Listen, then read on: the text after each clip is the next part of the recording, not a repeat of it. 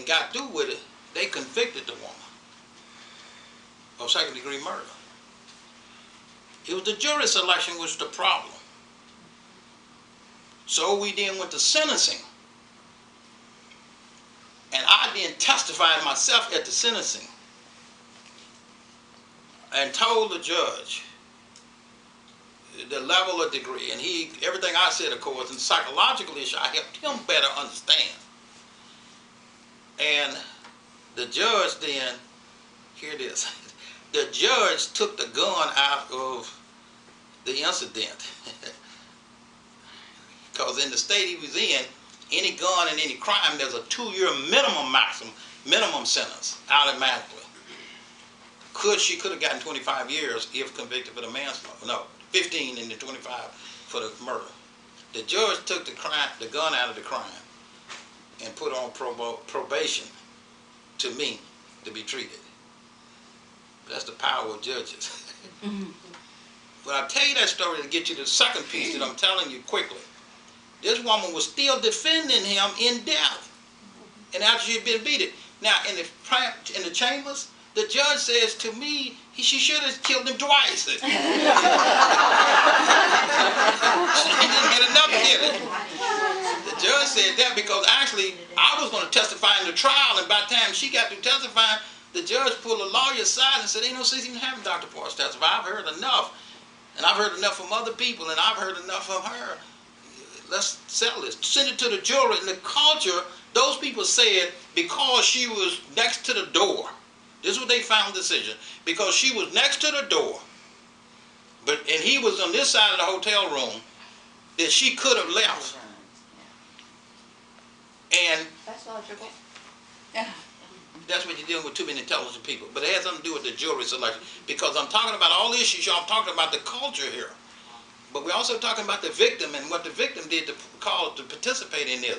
Because she had been with him for 25 years and he'd abused her the whole time. Now, jumping to the later case 10 years later, in which this woman kills a guy who was a Vietnam veteran. She had gone back to him numerous times. He had dealing with guns all the time. The police had taken his guns away from him 10 times and gave them back to him and everything. One night, laying in the bed, and this is the other thing, he forced her to keep a 45 under her pillow all the time. So he then jumps up one night and says, I'm going to kill you and the kids and everybody. And he kept a pistol hanging on in a holster on the wall. He jumps up with the light out, and she at this moment thought that he was going to kill. So she just grabbed the pistol and went to firing in the dark. And when she turned the light on, he was laying there, shot and died shortly thereafter. When the police came, she said, I did it because I thought that he was going to kill me and the children. Now this is where the unconscious, I'm saying to y'all since I'm here tonight with you.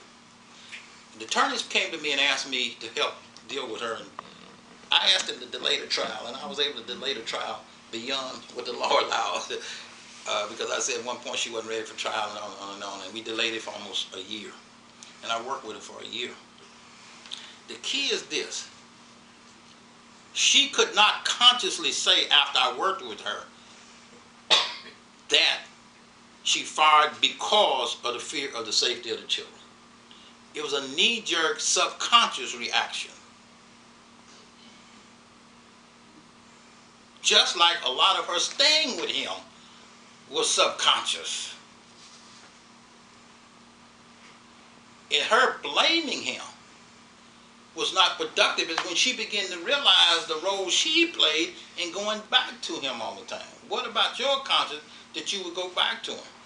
The second piece was, since she had committed a crime of murder, a piece of her felt she should be punished by being convicted. Do you follow me?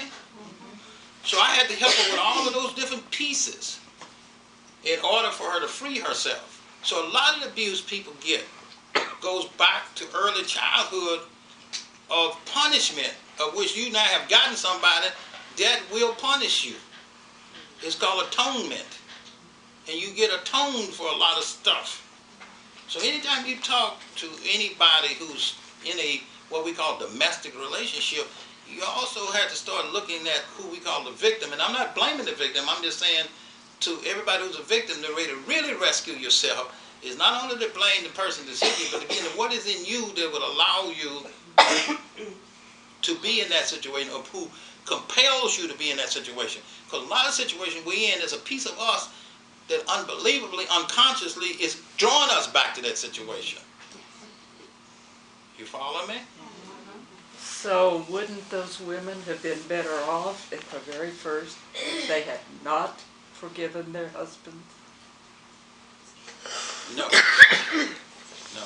They must forgive their husband, but they also must remove themselves from the situation. Yes. Both of those. The forgiveness has to do with your own healing. And it ain't about, you follow what I'm saying? Am I making myself clear? That's what's the hardest thing people to understand. You don't condone somebody's behavior, but if you're going to heal in a situation, you must forgive them. Connie asked about generational abuse and the whole spiritual ties of it. If you are a victim of a violence, you carry the script of how to be a victim in that situation within you. You know what you're thinking, feeling, you know everything, every little minute detail at the subconscious level especially, maybe not even consciously. You could step onto a stage and play that role just like it happened to you when you were young. What people don't realize is you also carry the script of the abuser.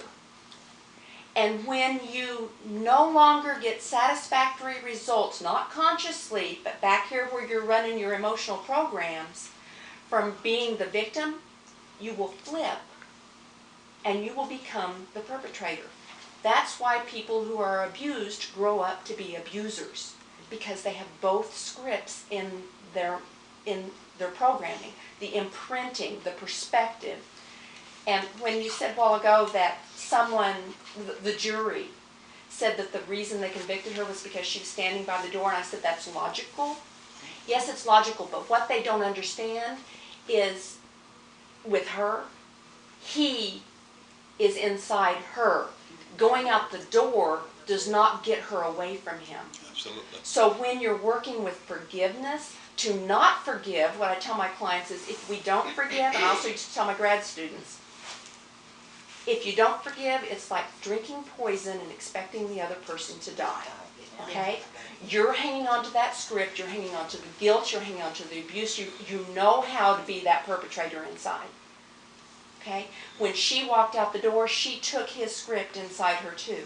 Right. If she can forgive not him out there that's dead, but him that lives inside her mind. That's what she frees herself up. So I tell my clients, you said it's hard to get people to understand. I tell my clients, okay, because even my own mother says, I will never forgive her for what she did to me when I was little, when she's talking about her own mother.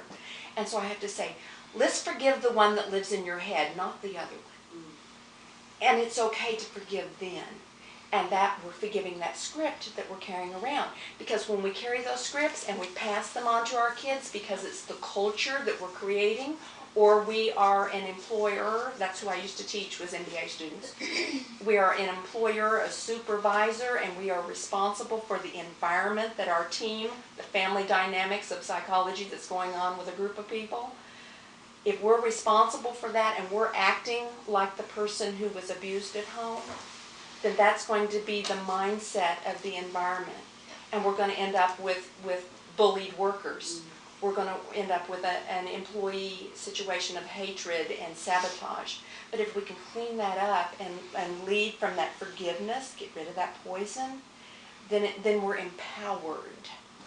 And we can continue forward and we can teach how to be empowered and to not compromise, but collaborate where everything's a win-win. And we can do it at home, and we can do it in society, and we can do it in our schools. But it takes understanding that we carry both scripts inside of us. Right. And let me finalize with this. I said I won't say any more. This is the key issue. In that second trial that I had, the lawyers allowed me to participate in the selection of the jury. That's how you triggered this in me in remembering this. And it was the selection of the jury for which they acquitted this woman. It's the first time in the U.S. that spousal abuse was ever used as a defense. but it had to do with the jury that was selected, because when they wanted to select a group of young women who they thought would identify with her being abused, you made the point. They were idealistic, saying, oh, she shouldn't have stayed with me, blah, blah, blah. What I suggested to them is that they select, by far, men over the age of 50 who have had enough life experiences and seen a number of these situations and experienced even themselves where people were overpowered people. And the phenomenon that you talked about, where that woman was not away from him, I don't care if he was across town in another state or in the grave, she still was controlled by him. You know, that idealism exists in certain cultures, especially young culture. So there's some value in you saying we won't deal with ladies over 40, because ladies under 30 are very idealistic in terms of life and not grasping these phenomena of human relationship.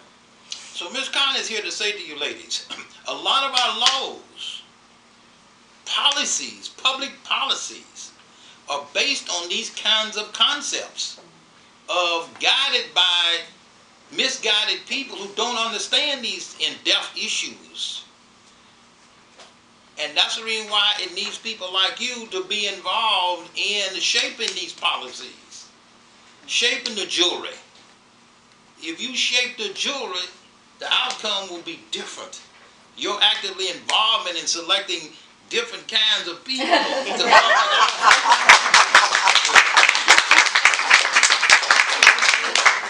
and selecting yourselves. One last moment for all of you all who consider mental issues, who want to run for office also. Never say never. Put into your computer famous people who had mental disorders. Oh, yeah. And they'll have at the top of the list Abraham Lincoln. Abraham Lincoln suffered from severe manic depressive disorder. He had Marfan syndrome, which is part of that. Yes. And then you can go down the list. Look at all the people in the U.S. Congress right now who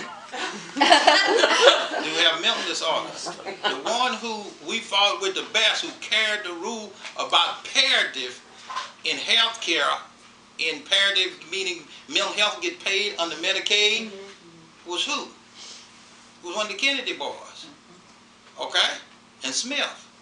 Those persons who themselves who experienced mental issues understood the problem of people not getting good health care. So in a state where we don't talk about expanding Medicaid, it's insane. And it's, you can do something about it. We can do something about it. I fought for years to get this paritative issue put out there. We need to be fighting about expanding Medicaid, which is actually expanding the health possibility of payment for all people, regardless of incomes, etc., to get good quality health care. So it's you, it's the jury. Don't let somebody else do it, and because you got mental issues, sit back and say, oh, I can do nothing about it. You are a powerful movement of people who recognize some of these issues. We cannot continue to imprison the number of black females, period. But if you look at black females especially, an extraordinary high rate. If you look at Oklahoma County particularly, the highest rate of imprisonment of black females in the nation